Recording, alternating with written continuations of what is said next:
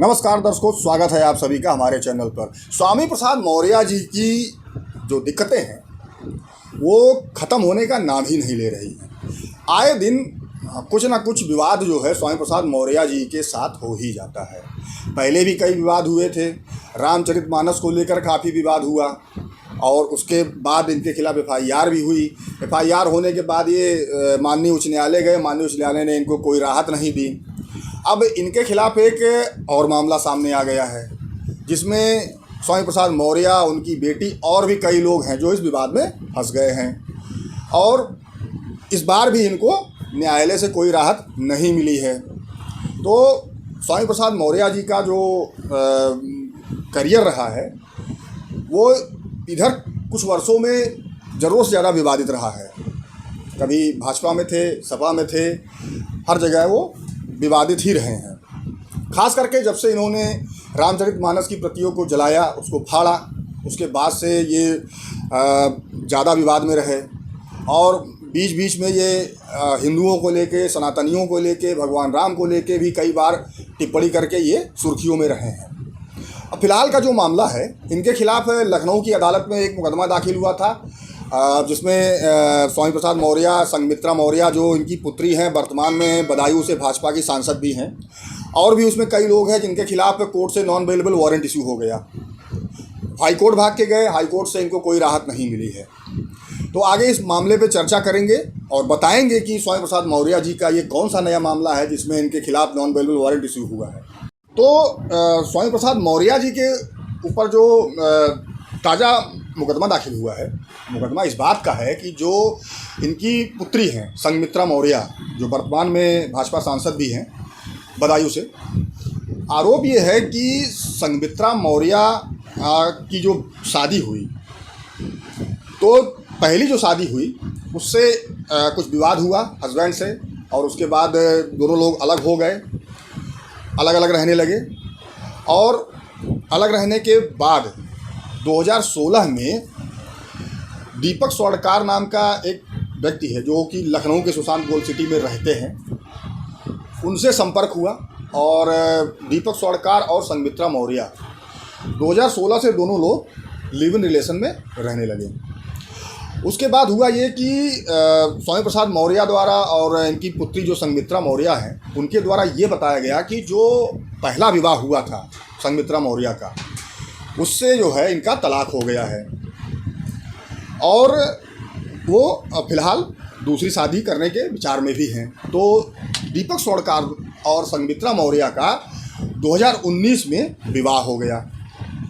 विवाह इसलिए हुआ कि चूँकि जो दीपक स्वर्णकार हैं उनको ये बताया गया था कि पहले जो पति हैं संघमित्रा मौर्य के, उनसे जो भी विवाद रहा हो फिलहाल उनसे तलाक हो चुका है और उन्होंने 2019 में संघमित्रा मौर्य के साथ विवाह कर लिया। विवाह के पश्चात जो संघमित्रा मौर्य के पति है यानी कि दीपक स्वर्णकार, इनको ये पता चला कि जो इनका पहला विवाह हुआ था तो पहले पति से इनका तलाक ही नहीं हुआ। अब ये मामला खुल गया। इस मामले की जानकारी संघमित्रा मौर्य के पति को हो गई। अब इस मामले को दबाने के लिए, यानी कि मामला ज़्यादा आगे न बढ़े, तो इसको दबाने के लिए, जैसा कि दीपक स्वर्णकार का आरोप है कि इस मामले का पता खुलासा न हो, उसको दबाने के लिए स्वामी प्रसाद मौर्य द्वारा, उनके परिवार वालों के द्वारा दीपक स्वर्णकार के ऊपर जानलेवा हमला किया गया। उसके बाद दीपक स्वर्णकार ने लखनऊ की अदालत में स्वामी प्रसाद मौर्य, संघमित्रा मौर्य और कई और अन्य लोगों के खिलाफ एक मुकदमा दाखिल किया।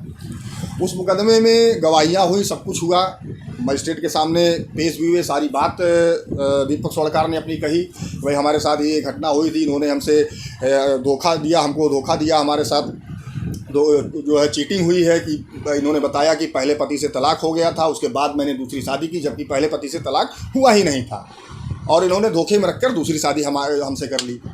तो ये सारी चीज़ें थी जिसको लेकर दीपक स्वर्णकार द्वारा लखनऊ की अदालत में मुकदमा दाखिल किया गया था। अब उस मुकदमे में हुआ क्या कि संघमित्रा मौर्य, स्वामी प्रसाद मौर्य और जितने भी लोग थे सबके खिलाफ न्यायालय से समन जारी हुआ। समन जारी होने के पश्चात ये लोग न्यायालय में हाजिर नहीं हुए। उसके बाद न्यायालय द्वारा सबके खिलाफ नॉन बेलेबल वारंट इशू कर दिया गया। अब जब नॉन बेलेबल वारंट इशू हुआ तो स्वामी प्रसाद मौर्य, संघमित्रा मौर्य ये तुरंत जो है माननीय उच्च न्यायालय की शरण में गए कि भाई ये जो मुकदमा हमारे खिलाफ दाखिल हुआ है और जो इसमें समनिंग हुई है ये सब गलत है, सब झूठा है, जो भी बयान हुए हैं ये सब गलत है, जो भी गवाहियाँ हुई हैं वो भी सब गलत है। लेकिन माननीय उच्च न्यायालय ने सारे तथ्यों और परिस्थितियों को देखा, जो रिकॉर्ड उपलब्ध थे माननीय न्यायालय के समक्ष, उन सारी रिकॉर्ड को देखा और सारी गवाहियाँ देखी। सब देखते हुए माननीय उच्च न्यायालय द्वारा स्वामी प्रसाद मौर्य और संघमित्रा मौर्य को कोई राहत नहीं दी गई और ये कहा गया कि भाई पत्रावली पर जो साक्ष्य हैं इससे पता चलता है कि आपने अपराध किया है, इसलिए उच्च न्यायालय द्वारा कोई भी राहत आपको नहीं दी जा सकती है। आपको ट्रायल कोर्ट में जाके ट्रायल फेस करना पड़ेगा। तो फिलहाल स्वामी प्रसाद मौर्य को और उनकी पुत्री संघमित्रा मौर्य को माननीय उच्च न्यायालय द्वारा कोई राहत नहीं दी गई और ना ही समनिंग आदेश को क्वैश किया गया और ना ही जो नॉन बेलेबल वारंट इशू था उस पर ही कोई रोक लगाई गई। तो और ये कहा गया कि आप लोअर कोर्ट यानी कि ट्रायल कोर्ट जाइए, ट्रायल फेस करिए, ट्रायल कोर्ट में जाइए, वहाँ अपनी बात कहिए, वहाँ पे डिसाइड होगा कि आपकी जो बात है, जो आप कह रहे हैं कि ये सारा मुकदमा जो दाखिल हुआ है आपके खिलाफ ये सारी चीज़ें गलत हैं, तो ये डिसाइड करना ट्रायल कोर्ट का काम है और ट्रायल कोर्ट ही निर्णय लेगी कि आप सही हैं या गलत हैं। तो फिलहाल कोई राहत स्वामी प्रसाद मौर्य को माननीय उच्च न्यायालय से नहीं मिली है।